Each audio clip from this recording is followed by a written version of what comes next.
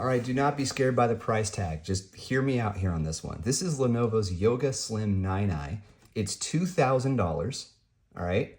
You can get it at Best Buy or on Lenovo's website. I'm sure some other places too. This is a beautiful laptop. There's some pros and cons, of course, just like with any kind of device, and the price does sort of emphasize just how massive those cons are, but buy it on sale because Lenovo laptops, they're constantly on sale. Okay, not constantly, they're frequently on sale, all right? So if you go to Lenovo's website, you'll find sales, and then there's additional coupon codes and stuff. You could probably snag this for closer to $1,500. And at that price point, it's super, super compelling. Some of those cons, however, we really need to dive into. They're not deal breakers by any means. It's just that price tag is sort of what makes them harder to live with. But if you get it around $1,500, I think this is a great laptop to pick up, especially if you want something that isn't for gaming, it's strictly for business, and you want to flex and have something pretty unique.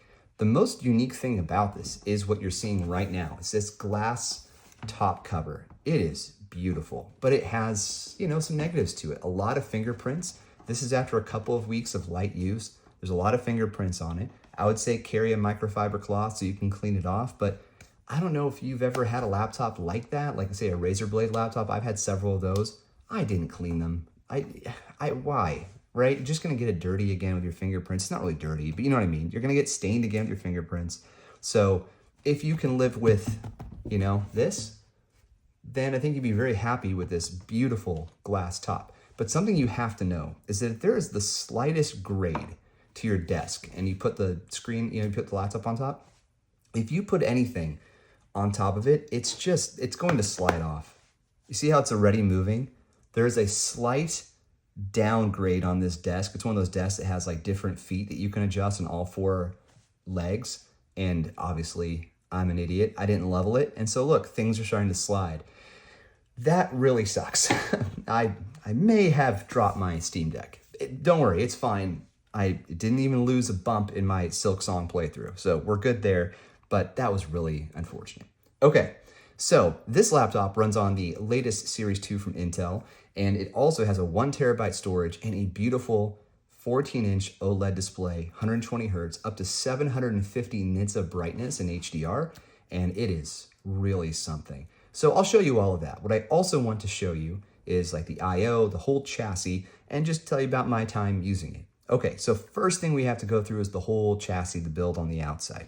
Okay, now, number one is the glass top. Like I said, it's beautiful if you can live with some of these cons, like the fingerprints and the sliding. This is really something to behold. It would be cool if Lenovo could do something about the texture so that it's not so slippery, but I love the direction they went with this, making it glass. Now, if this were to crack, and I don't know what kind of glass this is, Gorilla 5 or whatever, I don't know what the replacement process would be like. I imagine it would suck. But take care of your stuff, I guess, if you're gonna buy something like this. Okay, in terms of I/O, we got Thunderbolt 4. Give me a second here to pull this into focus. So Thunderbolt 4 right here, also a charging port. This is your power button with an LED status indicator, and what every laptop should have, a hardware shutter for the camera. At least have a plastic one. Every camera should be able to be completely removed. You can see the design, the engineering here. Like, this design is so nice. Now, I prefer my laptops that they completely close flat, like a MacBook or a Razer Blade, rather than having this visible gap here. But I love the rounded nature of this, and just sort of fits the device entirely. There's a lot of rounding here, like with this camera and microphone array.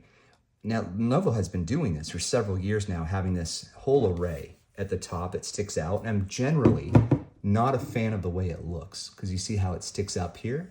I like my laptops to be flat on the top, but they've done such a good job of shrinking it and making it still, very good. And, just making it also usable. The fact that it sticks out just a little from the bottom means that you have a place to lift it open with your thumb. What a lot of other laptops do is they cut into the bottom so that that's where your finger would go. And Lenovo didn't need to do that this time around, which is good, because when you put your hand on the trackpad, this whole area is now smooth, right? Rather than having the cutout. So if the cutout were there, like on a MacBook, your palm would be touching it, and you won't get scratched, but it might be irritating. Okay, so we'll get back to the keyboard and all that stuff in a moment. I want to finish the tour here. Okay, so that rounded nature also visible on the left side of the laptop. The only things of note, we have our reset button here that gets you into BIOS, and then another Thunderbolt and another status light. So you can charge on this side as well. Okay, on the back, we have ventilation. So not a passively cooled machine. There's active cooling in here. And, you know, nothing really to note. There are some feet up here and feet down here. All right, so I kind of screwed up the focus on the video. So here's just me interjecting to talk about the keyboard. Lenovo keyboards are all very good. Like they kind of start, the worst case scenario on a Lenovo keyboard is good. And then the best case is like phenomenal, right? And that's big, like a ThinkPad where you can get really deep travel, like on a T480 or something like that. Even on the consumer laptops, even though they're different keycaps, these are still very good keyboards.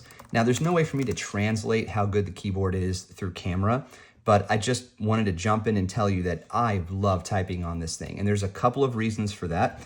So first of all, the shape of these keys, it kind of reduces the likelihood of you doing like a fat finger because they just kind of, you know, trim the bottom a little bit with this nice little smiley face here. So I like typing on it for that reason. Good spacing and good lighting. I don't know that the lighting even showed up in my last video because I'm recording this as I'm editing. But anyway, there are 3 stages of backlighting. You can have an automatic setting, which is sort of like the default. But then from there, you can go from off to low to high and then off, right?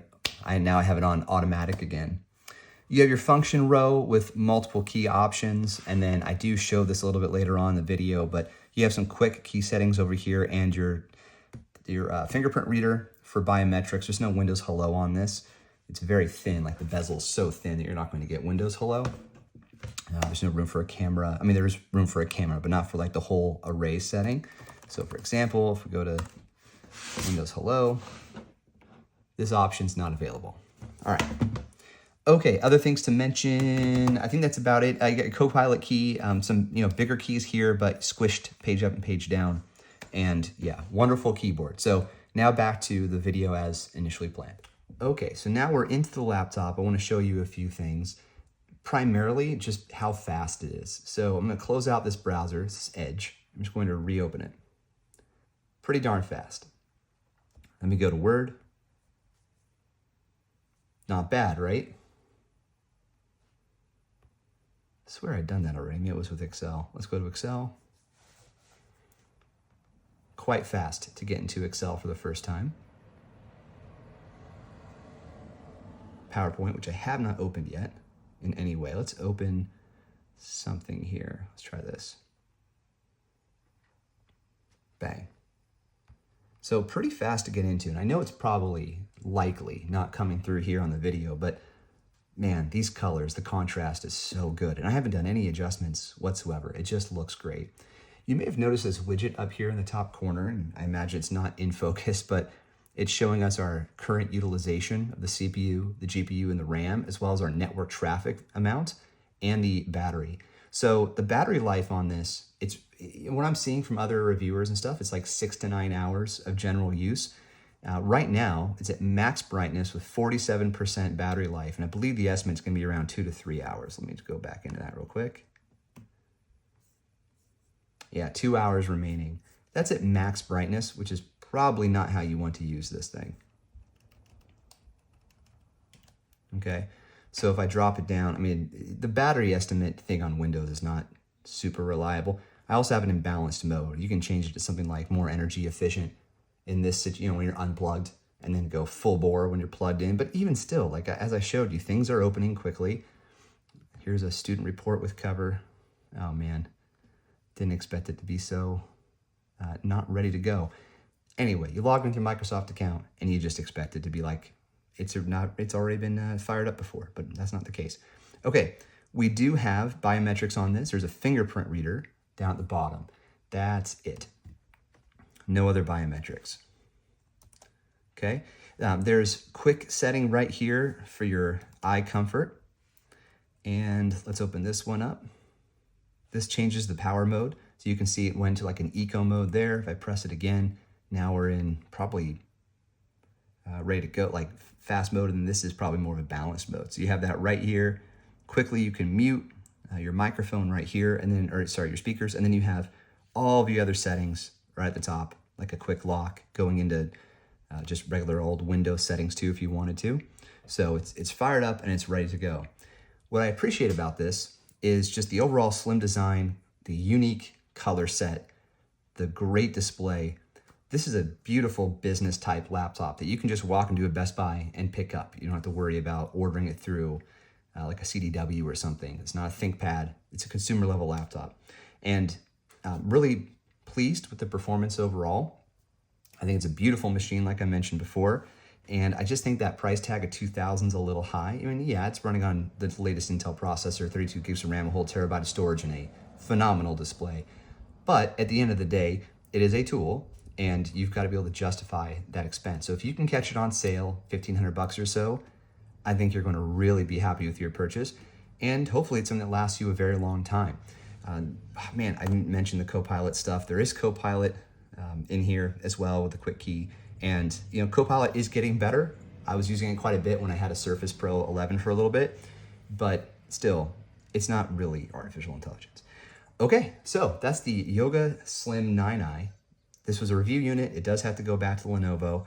I'm kind of bummed to send it back. It's so beautiful, but that's a reviewer's life. But it was a privilege to get a chance to test it out, and I hope you found this helpful. We'll catch you on the next one. Cheers.